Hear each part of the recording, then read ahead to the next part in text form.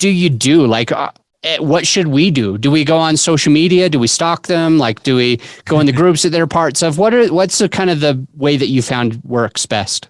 Yeah, I think the first and foremost has been LinkedIn. So a name would come into my mind for whatever reason and think, okay, so then I'd try and find their profile on LinkedIn. And if they're there, then I would reach out and, generally speaking, ask to join their group. And then after that, send them a message. But some of them, I have actually done it directly without actually becoming part of their network first. I've just totally reached out to them, and that has worked.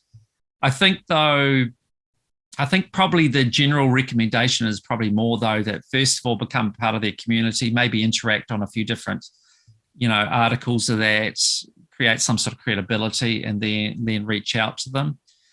But I've had success from doing both, and I've definitely had some good success just reaching out to them straight up and going, hey, I'm doing this podcast. Love to have you on board and talk to you.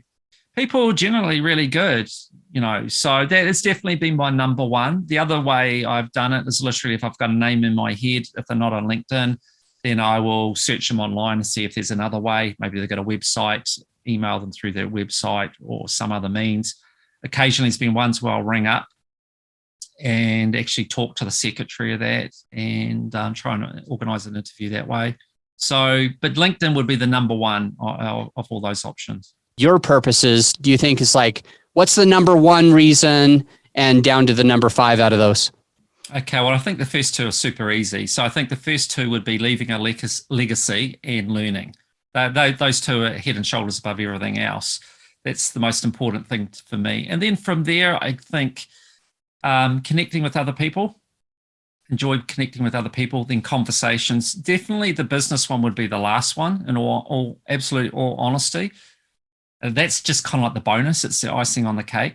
One thing I do want to touch on, though, you've said, and I think it's good to talk about it because I'm aware, in terms of your audience, but you said that I'm extroverted, but I don't think that I am. And I'm wrong. No, well, that's all interpretation. But, I had an interview with a guy who's a top communicator. That's his specialty. And he referred very quickly on that I'm introverted. And that was his assessment of me. And I, to be honest, don't disagree with that. But this is the interesting thing. And the thing I would like to say to people out there is if you meet me in real life, look, how do I put this in perspective? In my relationship, my marriage, my wife is the one that likes the center of attention. I'll be kind of the one quietly in the corner. It doesn't bother me. I'll just, and I'm happy to go talk to people. I don't have a problem normally to go up and just start talking to people. But I'm definitely not I'm the center of the party. I'm, the life of the party. I'm Mr. Joker and all that. I'm not that at all. And I certainly in my childhood, you'd describe me probably as shy.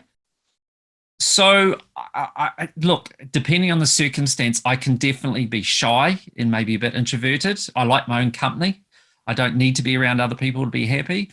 But when I need to, at times I can come out and maybe portray more that I'm Mr. Extrovert. But I wouldn't say I'm a true extrovert at all. So maybe you're both right, in different circumstances. But and the point for that is that for your people listening that may be thinking about doing a podcast is that you don't have to be Mr. Big or Mrs. or Ms. Showman or show person. You don't have to be this big outgoing person at all. And in fact, doing this might actually help you to become more outgoing. It could be really good for you from that point of view. But don't be put off by the fact that you feel that you're naturally quite introverted, because I'd say I'm probably in that category and I'm doing it. In the pre-interview, you had you mentioned to me that there was something you wanted to make sure that people knew, not just that you're an introvert and starting a podcast anyway, but there was something about being an expert. Do you mind kind of jumping into that right now? Just kind of your thoughts on why you started a podcast and what you think it means to you? Yeah. So, I mean, for me with the podcast, the priority for me is quality of content. And we talked about this before. I don't see coming on your podcast about me promoting myself and saying I'm this great guru and everyone should come and listen to me. I see that everything is about the content. The content must come first. So when I'm interviewing people, it's not about promoting them. I want to get to the nuts and bolts on what it is that were the keys to their success, what their challenges were, how they overcome them with marketing, sort of what sort of things they have done, what have been their challenges, etc. So for me, it's all about quality of content comes first, not about some great big self-promotion. And for me, I guess when I was at school, I was the kid that I would do stuff and then other people would ask me to go and help them. So I would finish, I was really good at maths. So I would finish, well, you guys call it math, I think, but we call it maths. I would finish my problems and then I'll go help other people. I've just always got a buzz out of helping other people. It's just the way I am. It's probably why my dad was a teacher, because he probably, I'm sure got the same thing. But the pay scale kind of didn't really appeal to be a teacher. But if finances wasn't a concern, then probably, to be honest, I'd be in a university being a lecturer.